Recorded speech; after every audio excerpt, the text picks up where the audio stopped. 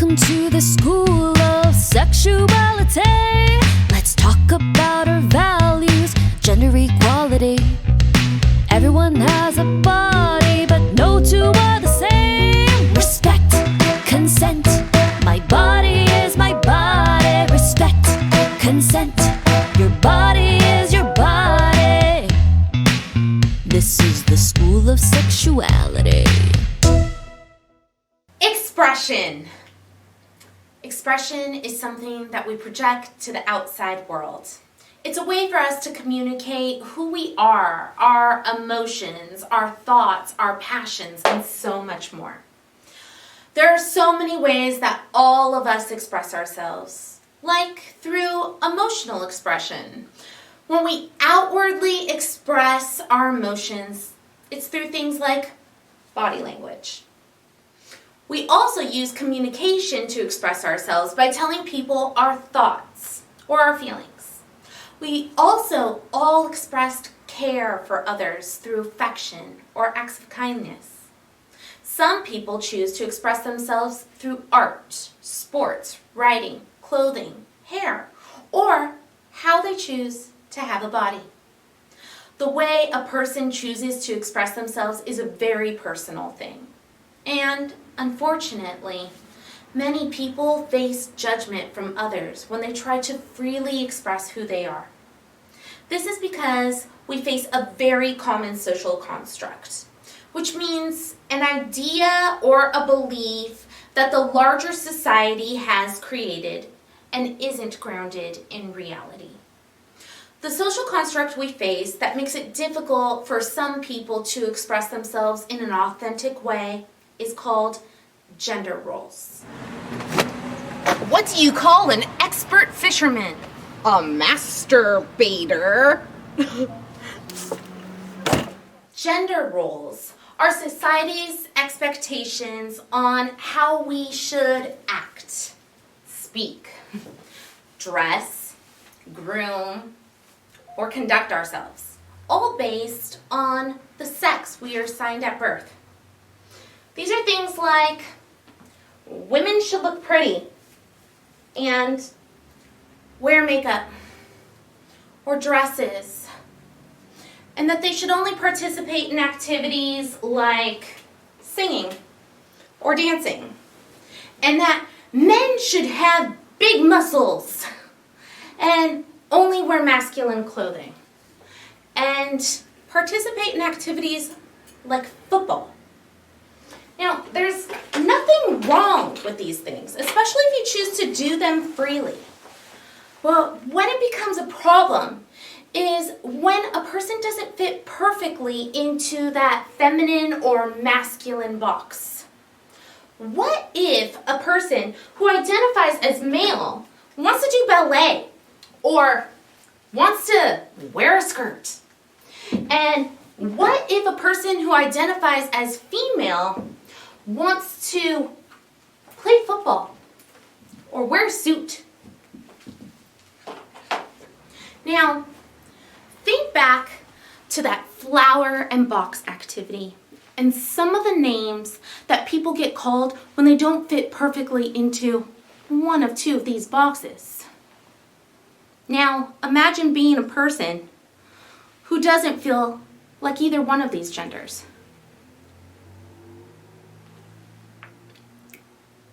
Be pretty hard. Society has gendered many things that actually don't have a gender. Dresses are for girls, short hair is for boys, pink is for girls, blue is for boys. But in reality, anyone could wear any of these things and it has nothing to do with your gender. A person can wear any type of clothing or accessory no matter their gender. A person can wear makeup no matter their gender. A person can wear their hair in any style no matter their gender. A person can decorate their body in many ways no matter their gender. What you wear on the outside or how you have your body does not define what is on the inside.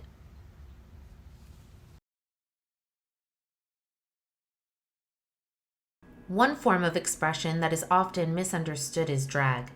Drag is a performance art. It is when a person creates a character or an alternate personality and uses this character they created to entertain. Drag originated in the gay community and is associated with men dressing up as women and performing as their female character. This was a way for gay men to express their femininity. Today, drag has expanded to women, trans, straight men, and people of all genders and identities participating in the art form. It is no longer restricted to people creating characters that are women also, but they create men and something that is neither female or male. Thanks, Alex. I'm here with Oscar talking about dressing and expression. Hi, Oscar. How are you? Hi, how are you? I'm good. Great. Thank you so much for taking the time to talk with us. Well, thanks for having me. Of course. So I'm going to jump right in. In 3 sentences or less, can you tell me who is Oscar? Oscar, if I can speak in third person, Oscar is a husband, a father, and a drag queen. Those are some really great things that contribute to your identity. Can you tell me, are there any other parts of your identity, such as your age, your ethnicity, your gender, that might contribute to who you are? Definitely. Well, it's funny because a lot of my work reflects my nationality because I grew up in an immigrant family. I'm born here, but my family's from Mexico. And for the longest time, I was very ashamed of that because, you know, we had a lot of dysfunction in our family. We were poor. There was alcoholism and all that stuff. So for whatever reason, I connected that all to our race. So as I got older and started to realize that that wasn't the case, although I still had all the shame that came with it, my work in drag started to reflect my culture. And my drag name is Quesadilla. And she's a supermodel from Tijuana, but she's the biggest thing to come out of that city and takes it everywhere she goes. And it's kind of this way of it's almost my way of stopping to apologize who I was and where I came from. That is a beautiful, beautiful thing. Thank you for sharing that with us. Yeah, of course. Can you tell me, how are some other ways that you like to express who you are? Well, it's funny because I've had this conversation with my husband recently. I am a ham. I enjoyed attention. And obviously I'm the youngest child of 6 kids. So I think youngest children tend to always want attention. And I figured out a way to filter it on stage and with the work that I do. So I find that I don't need so much attention when I'm not on stage, which has been great because I live, it's almost like I live 2 lives. Like I'm on stage and I'm almost like this rock star in my mind and I'm having this great time entertaining a crowd. Get me off stage. I love being a dad. I like taking care of my son. I'm almost like a Susie homemaker. I'm like, it's 2 juxtaposition like lives that I have and I enjoy it. 2 different parts of your personality. Yeah. I love that. You're really getting to express the full aspect of who you are. Yeah. And I'm the head of the fundraising committee at my son's preschool. And I'm like, little do they, well, they know. Everybody knows what I do because it's a very progressive school. But it's literally, if you see me walking down the street, I always used to, I have a beard right now, but normally I don't. And I always say, people just mistake me for like a truck driver lesbian when I'm not in drag. People definitely like to make a lot of assumptions by what you're wearing. And that actually leads me into my next question, which is, how is Quesadilla different from Oscar? Well, the funny thing is, I apologize, I'm eating ice cream because I'm hungry. Repeat that question one more time. How is Quesadilla different from Oscar? Well, it's funny, based on what I said a few minutes ago about needing attention, there was a part of my, there's things that I would do in drag that I would never do out of drag. And it almost was an armor. It became very freeing. Like I would flirt, I would joke, I would, again, be bigger than life, almost like a rock star in my mind. Stuff that I would not do out of drag. I was kind of quiet, a little conservative, and just shy, and I didn't want to ever assume, so I never either flirted with guys, or if they liked me, I would never know it because I would never even dare put myself out there. And I've been doing drag for over 20 years, and at a certain point, there was a confidence that I had in drag that I didn't have out of drag, and I just started to kind of catch up, and where I met myself in the middle. And it's the weirdest thing. And I've heard other drag queens talk about this as well. There's a confidence that came with doing drag in my regular life.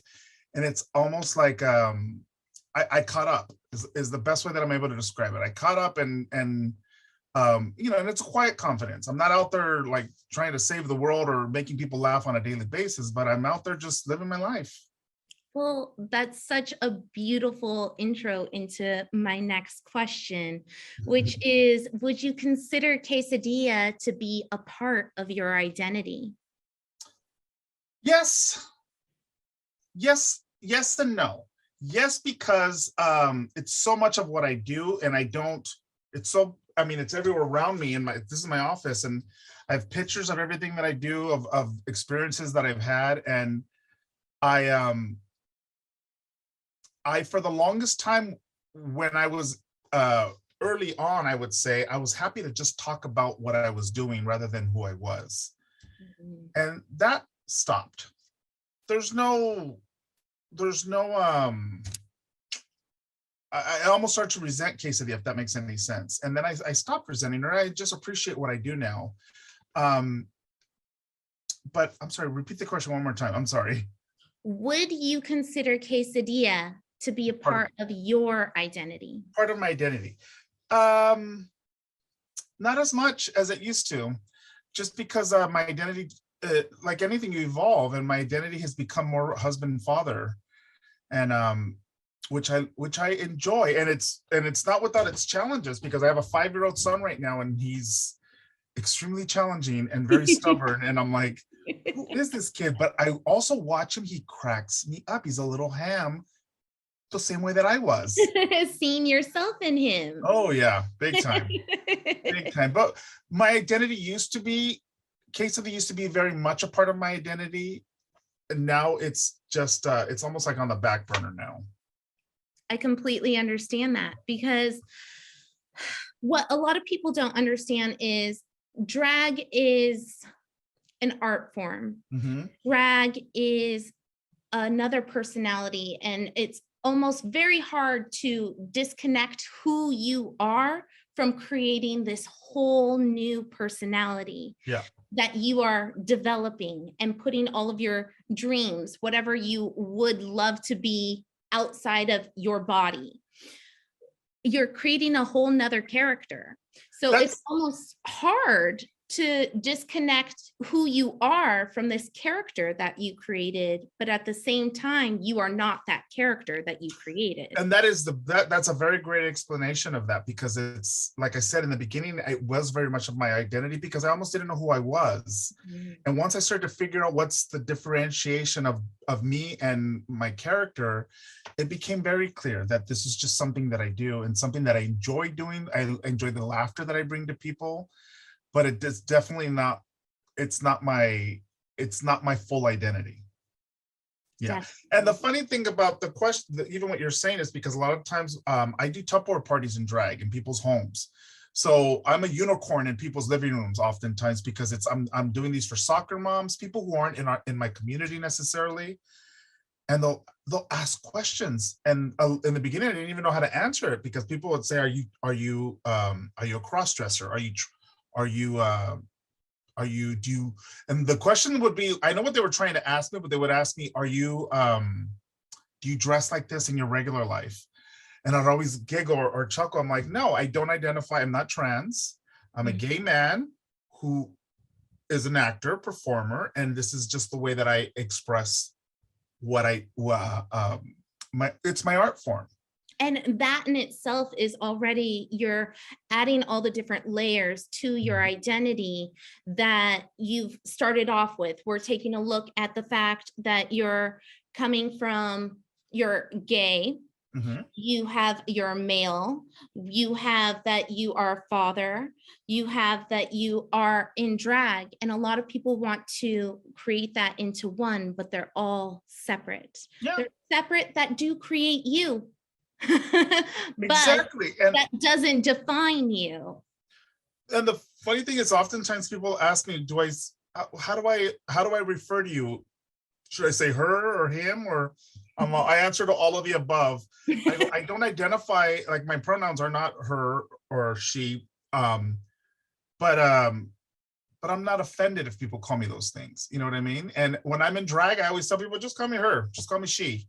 When I'm out of Because drag, Quesadilla is a she, yeah, she but is. Oscar is a he. Exactly. Exactly. Exactly. Beautiful.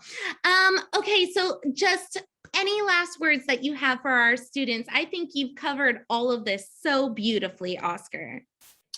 What I would say to it's funny because the kids these days are so open to the change and the progress that we've been making as a society in our community. And if you're ever curious, don't be afraid to ask. Don't be afraid to ask somebody that is gay, that is trans, that is queer.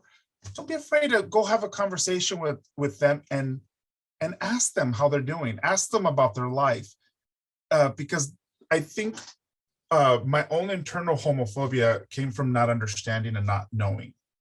And once I started to learn about my own identity and my community, people and situations just stopped scaring me. And my fear subsided. And a lot of people live in fear of what they don't know, which is why I think we're so polarized in our society. So don't be afraid to go have a conversation with members of people that are not in your community. Wonderful. Thank you so much, Oscar. Taking School of Sexualities classes could have some side effects. Side effects may include, but are not limited to, new ideas, confusion, happiness, communication skills, urges to be yourself, self-love, better friendships, new values, excitement, confidence, compassion, discernment, sympathy, tolerance, thoughtfulness, respect, and big questions. For any questions you may have, contact us immediately.